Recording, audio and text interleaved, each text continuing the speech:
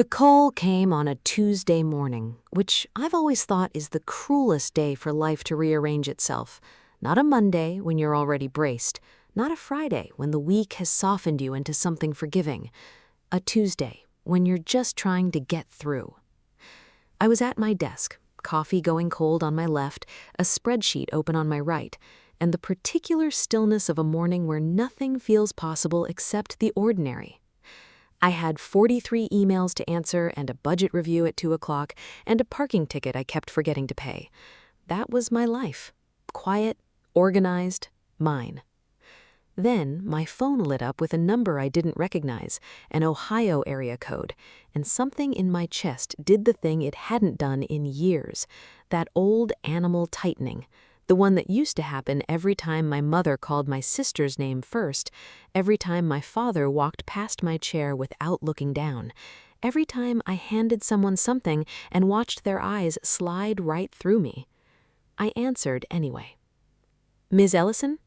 My name is Donald Faraday. I'm an attorney out of Dayton, Ohio. I'm calling regarding the estate of your father, Gerald Ellison." I set down my coffee. "I'm sorry?" I said. "My father?" "Yes, ma'am. Gerald passed away 9 days ago. I've been trying to reach you. I have something here that was left specifically for you, and only for you. I think you'll want to come in person." I hadn't spoken to my father in 11 years. I hadn't known he was sick. No one had told me he had died. And yet, somewhere in Ohio, a lawyer was holding something with my name on it. I want to tell you that I felt grief right away. I want to say I cried or that I felt the floor go out from under me the way it's supposed to when a parent dies.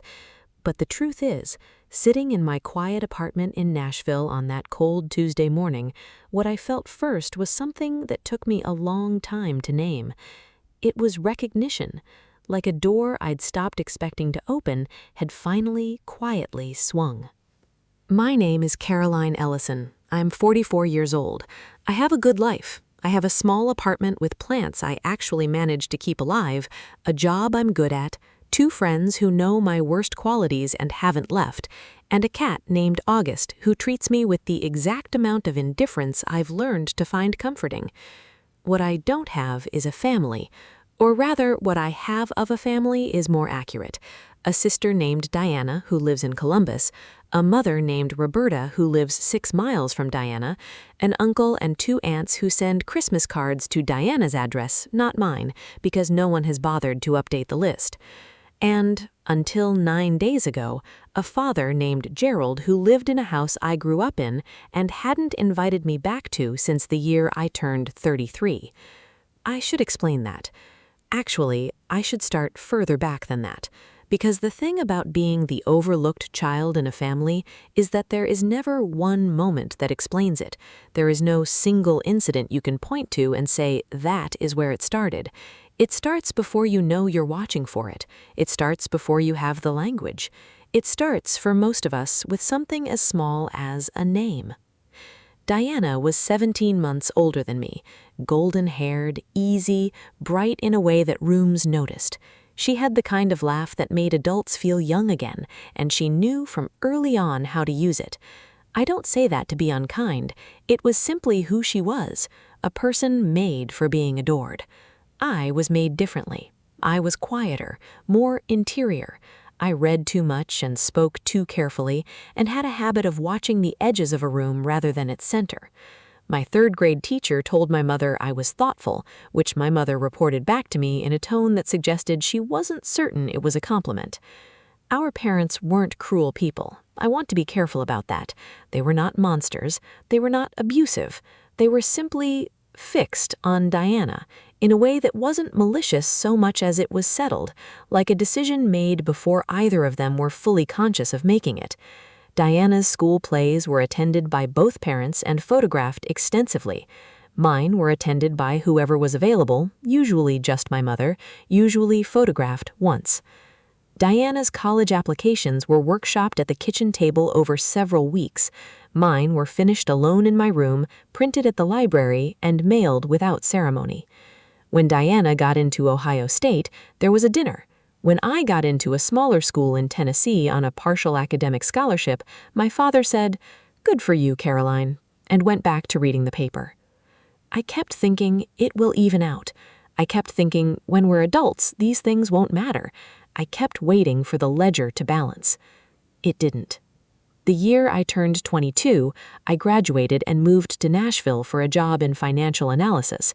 It wasn't glamorous. It was numbers and spreadsheets and learning to make myself indispensable to people who barely knew my name. But I was good at it. I turned out to be surprisingly, stubbornly good at it. Diana, back home, was getting engaged. I heard about the ring from my mother on the phone, a lengthy, detailed description of the diamond and the setting and the story of how he'd proposed at the restaurant where they'd had their first date. "Will you tell her congratulations from me?" I said. "You can tell herself. She'd love to hear from you." I called Diana. She was warm, scattered, too busy planning to talk for long. She called me Care, the nickname she'd given me in childhood, and I let myself feel something like hope. The invitation to the wedding arrived 6 weeks before the date.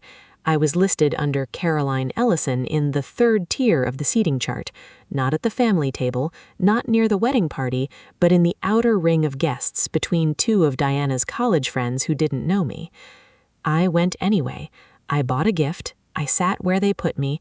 I watched my mother cry happy tears and my father dance with Diana, and I thought, this is just how it is. This is just how it is. I told myself it didn't hurt, which is what you do when something hurts too much to admit yet. I drove back to Nashville the next morning, and I didn't stop for coffee, and I didn't cry until I got to the Tennessee state line. And then I cried for about 20 minutes until it was finished, and I felt scraped clean. That was the year I started building something of my own in earnest, not out of spite, out of necessity. If you enjoy stories where truth eventually finds its way, consider subscribing to Silent Victory Stories. We're here every week, and we always stay until the end. The next decade was, in many ways, the best of my life. I say that not to soften what came before, but because it's true. I was promoted 3 times. I moved to a firm that managed private wealth portfolios. Serious money. Cautious clients, the kind of work that required both technical precision and a kind of patient, emotional intelligence that I had apparently been developing my whole life without knowing it. By 32, I was a senior analyst. By 35, I was managing a small team. By 38, I was a partner. My parents knew I was doing well, in the vague way that parents know things about a child they've never quite focused on. My mother would occasionally say something like, "Diana says you're doing well at your job," and I would confirm that, yes, I was, and the conversation would move on to Diana's children, Diana's house renovations, Diana's latest accomplishment in the long, celebrated catalog of Diana's life. I made peace with it. Or I told myself I had, which is a different thing, but functions similarly for a while. The break, when it came, wasn't dramatic. That's the thing no one tells you about family ruptures. They are rarely the explosive confrontations people imagine. More often, they are quiet, like a thread finally pulling free, so small you almost miss it. I was 33. I had driven to Dayton for Thanksgiving, a 5-hour trip I made twice a year with the same quiet dread I'd always managed to talk myself out of before I arrived. Ayanna and her husband Marcus were there, and their 2 children, who were loud and beloved and constantly photographed. My mother had cooked for 2 days. My father had strung lights along the gutters. It was a fine evening, unremarkable in the way those evenings always were, until after dinner when I overheard my father in the kitchen. He didn't know I was in the hallway. He was talking to my Uncle Dave, the 2 of them with their post-dinner drinks, voices low and comfortable. "Diana's gonna need some help with the mortgage. Marcus's construction business took a hit." "I know. I'm gonna take care of it. I've already started shifting some things around." "That's good. That's real good, Gerald. Family takes care of family," my father said. And then he said something else, something so quiet I had to strain to hear it. "Diana needs me," he said. "She always has. Caroline figured out how to not need anyone. She's fine on her own." I stood in that hallway for what felt like a very long time. Then I walked back into the living room. I helped with the dishes. I hubbed everyone good night. I drove to the Holiday Inn where I'd booked a room because there was never quite enough space for me to stay at the house, and I sat on the edge of the bed in my coat, and I let myself finally, fully understand what had always been true. I wasn't overlooked because I was easy to overlook. I was overlooked because they had decided I didn't need anything. And somewhere along the way, by becoming capable, by becoming independent, by refusing to collapse, I had made it easier for them to believe it. The next morning, I drove back to Dayton without going back to the house. I sent a text to my mother. Had to get on the road early. Travel safe. I didn't go back to Dayton for 3 years.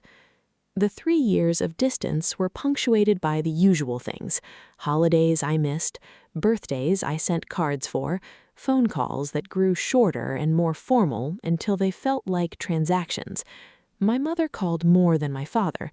Diana called occasionally, usually when she needed something: advice, a reference. Once, alone, she repaid without acknowledgement. I was 43 when my father's attorney called. 11 years since the Thanksgiving that cracked things open.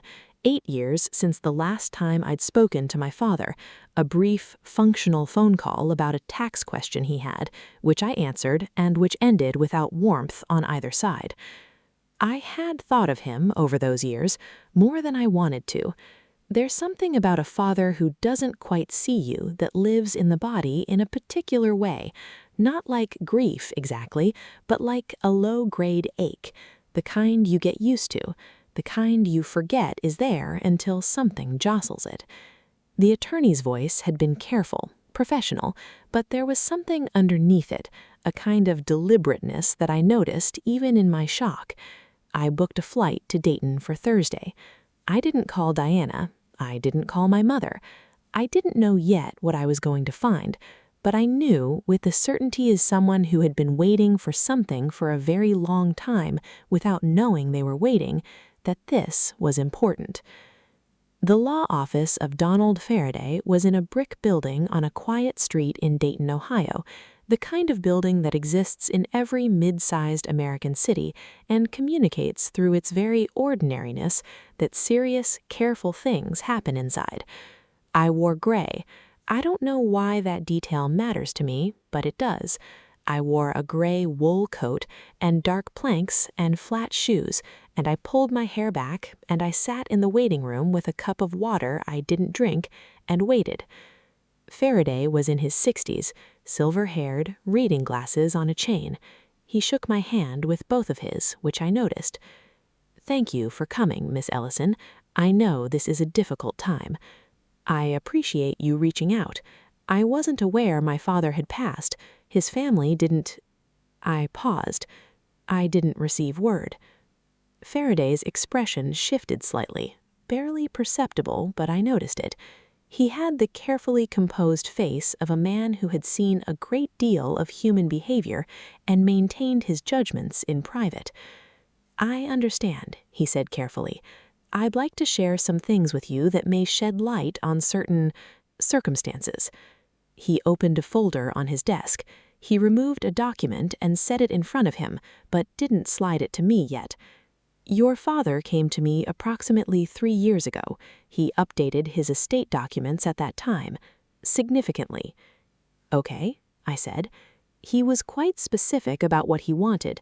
He also left something for you, a letter written in his hand, which I'll give you privately in a moment. But first, I need to walk through the legal documents with you because—" Para said, "Miss Ellison, what I'm about to tell you may be surprising." I clasped my hands in my lap. "I'm ready," I said. What Faraday laid out over the next 45 minutes was this. My father had, over the course of his working life, accumulated significantly more than anyone in the family knew. Not just the house, not just the retirement accounts. Gerald Ellison had invested quietly and persistently for 40 years. Index funds, a commercial property he'd purchased in the late 1980s and held through every market correction, a small portfolio of municipal bonds. He had said very little to anyone, including my mother, who had divorced him when Diana and I were in our 20s and had received a settlement that was fair, but not, Faraday implied gently, comprehensive. The estate was valued at slightly over $2 million. Of that, Gerald Ellison left his home and its contents, valued at approximately $380,000, to Diana. He left the remaining $1.7 million to me. I sat very still. "I want to be clear," Faraday said. "The will was constructed carefully and has been reviewed. There are no grounds for contest that would be viable. Your father was of entirely sound mind when he revised these documents 3 years ago. He left detailed instructions about his reasoning in the event that his wishes were disputed." "Why?" I said. My voice came out even, which surprised me. "He left a letter," he said, "that I believe will answer that." The letter was 5 pages, handwritten on yellow legal pad paper in my father's careful, slanted script. The handwriting I recognized from birthday cards I had received and reread more times than I would ever admit. I read it alone, in a small conference room with a window that looked onto a parking lot and a tree that had gone completely bare. I'm not going to tell you everything he wrote. Some of it belongs to me in a way that I'm not ready to share. But I'll tell you the parts that matter to the story, the parts that explained what had happened and what he had done about it. My father wrote that he had spent years believing, as he put it, that Caroline would always be all right. He wrote that this was something he told himself because it was easier than admitting that he had let himself be dazzled by Diana's brightness and had failed to look for mine.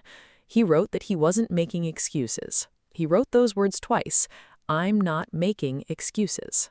He wrote that 3 years ago he had been diagnosed with a heart condition and had begun, in the particular clarity that a diagnosis like that produces, to look back at his life with honesty he hadn't had the courage for before. He wrote that he had started watching me from a distance. He'd found my professional profile online. He'd read articles from industry publications where I was quoted. He'd found a presentation I'd given at a financial conference that was available on YouTube and had watched it 4 times. "You built something real," he wrote. "You built it without any of us. I know I had no part in that, and I'm not looking for credit. What I want you to know is that I saw it. I saw you. 30 years late and delivered through a lawyer's office on a Tuesday in November, but real." He wrote that he didn't trust the money to balance things out, because money doesn't balance anything. But he wrote that he wanted the record to show, whatever record existed in a man's last accounting of himself, that he had known in the end who his daughters were. "Diana has Marcus and the children and the house and her mother close by," he wrote. "She has always had people around her. That was partly my doing and your mother's doing, and I won't pretend otherwise. You learned to stand alone because we left you no other choice. This is what I can do now. It isn't enough. I know it isn't enough, but it's what I have." At the very end, in smaller writing, almost like a postscript that he'd been uncertain about including, "I hope you still have that stubbornness, Caroline. I think it was the best thing about you, and I should have said so when it would have meant more." I cried in that conference room for a long time, not the tidy 30-minute cry of a state line, the other kind. I cried for the little girl who sat at the edge of every dinner table and wondered what she was missing. I cried for the woman who drove home from a wedding and didn't stop for coffee. I cried for every phone call I'd made that felt like sending a letter into empty air. Every Christmas I'd managed beautifully on my own. Every time I'd told myself, "It doesn't matter. You're fine. You don't need this." I cried for my father, too, for whatever it cost him to sit alone in a law office at 71 and write 5 pages to a daughter he'd spent a lifetime not quite seeing. For the heart condition that had clarified what decades of ordinary life had not. For the strange, painful love that found its way to paper too late and too quietly, and with full knowledge that it was both. I want to be honest about this. The money mattered. Of course it did.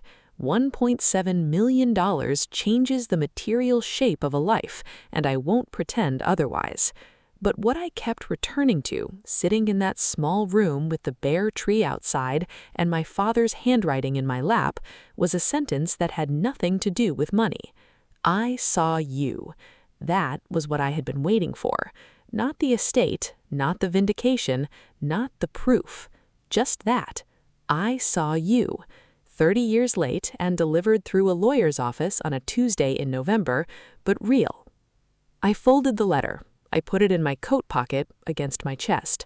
I washed my face in the small bathroom off the hallway, and then I walked back out to where Donald Faraday was waiting with the composure of a man who had seen this exact kind of moment before. "I'm sorry," I said, "for reaching out to me, for all of this." "Your father was very clear," he said simply. Now, here is where I have to tell you about Diana. I would like to tell you that what happened next was dignified and quiet. I would like to tell you that we met, my sister and I, and that we processed our grief and our father's choices and the strange landscape of what he had left behind with some grace and some understanding. That is not entirely what happened. Diana found out about the will approximately 48 hours after I left the attorney's office. I don't know how. Possibly Faraday's office had notified her as required. Possibly my mother had heard something through the family network that connects events in Dayton with a speed that has always impressed me. She called me on Friday morning. "Caroline." Her voice had a quality I hadn't heard from her before. Or rather, I had heard something like it but pointed at other people, never at me. Diana never needed to be angry at me. I had never been, in her calculation, worth the energy. "Caroline," I said, "I need you to tell me what happened at that attorney's office. I think you should speak with Mr. Faraday directly. He can walk you through the estate documents." "I know what the estate documents say." Her voice was tight. "What I don't understand is why. What did you do? What did you say to him?" "I haven't spoken to Dad in 8 years, Diana." "Then how—" She stopped. I could hear her breathing. "This doesn't make sense. He always said what?" I asked. My voice was quiet, not unkind, but present in a way that it hadn't been with her in a long time. Silence. "He said you were fine," she finally said. "I know he said that." "So why?" "Because he was wrong, Diana, and somewhere along the way he figured that out." She said several other things, not her best things. There was mention of lawyers, of contesting, of things being unfair. I listened to all of it. I didn't argue. I had learned over many years that the strongest position is often the one that doesn't require defending. When she was finished, I said, "I think we both lost a father this week. I'm sorry for that, genuinely. If you want to talk sometime, not about the estate, just about him, I'm here." She hung up without responding. I stood in my kitchen and looked out the window at the November sky and breathed. Now, I want to tell you about what happened after, because the after is where most of these stories get lost. People want the reveal, the twist, the justice. And there is justice in what I've told you, I know that. But justice isn't an event. It's a process. And the process, for me, was slow and unglamorous and full of feelings I hadn't expected. I hired an estate attorney in Nashville, someone of my own, someone with no connection to the Dayton dynamics. She was direct and careful and good at her job, and she walked me through everything with patience. The estate took 7 months to settle. There were, as Faraday had predicted, no successful grounds for contest. Diana retained her rights to the house, and she exercised them. She and Marcus sold it within the year. I didn't fight that. It was hers to sell. During those 7 months, I did something I hadn't done in a long time. I called my mother. Not about the estate, not about Diana. I called her on a Sunday morning in January when the light in Nashville was doing something beautiful with the bare trees outside my window, and I asked how she was doing. She was cautious at first, careful in the way people are careful when they know something significant has happened and aren't sure how to approach it. But we talked for an hour. She told me about her garden, which she'd been expanding. She asked about my work. She asked about August, the cat, She'd heard about him from some relay of family information and had never mentioned it to me, which meant she'd been paying more attention than I'd known. At the end of the call, she said, I know things weren't always. I know I didn't always. She stopped. Mom, I said, it's okay. It isn't, she said, but I appreciate you saying it. That was as close as we got to accounting for those years. It wasn't everything, but it was real. And in the quiet arithmetic of a life, real counts for something. Do you want to know what I did with the money? Some of it was practical, the kind of financial decisions I make every day for clients and was well equipped to make for myself. Some went into long-term investments, some went toward a property in East Nashville that I'd had my eye on for 2 years and finally bought, a small house with a backyard and a room I turned into a library wall to wall the way I'd always wanted. Some of it I used to set up something I'd been thinking about for a long time, a small scholarship fund, unrestricted, need-based, for first-generation college students in financial studies, the kind of scholarship that doesn't require you to be extraordinary, just capable and trying, and without the safety net some people start with. I named it quietly. I named it the Gerald Ellison Fund, which some people in my life thought was strange, given everything. I thought about it for a long time. And then I thought about a man sitting alone, watching a YouTube video of his daughter speaking at a conference, watching it 4 times. I thought about what it costs to see something too late and try anyway. I kept the name. At the halfway point of this year, I received a card from Diana, a real card, handwritten, postmarked Columbus. Not an email, not a text, a card with a stamp and her handwriting on the outside. It said, Caroline, I've been thinking. A lot. I don't know how to do this yet, but I'd like to try, if you're willing. Diana. I sat with it for a week before I responded. Then I called her.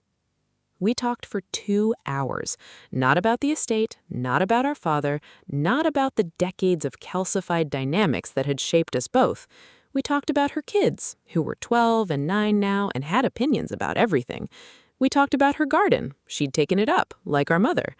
We talked carefully and with some stumbling about what it's like to be sisters who don't quite know each other yet.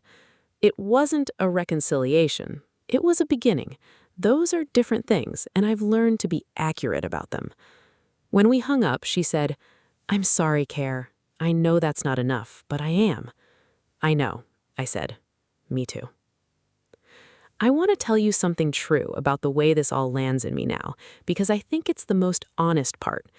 I used to think that what I wanted was proof, that if someone finally, publicly, formally acknowledged what had happened, the overlooking, the invisibility, the way a child can be present in a house her whole life and still not quite registered, then something in me would close up and rest. I used to think the wound needed a witness. My father witnessed it. From a distance, too late, through a letter delivered by a lawyer and a legal document with my name in the larger number. That's a strange kind of witnessing. It doesn't look like you imagine it will.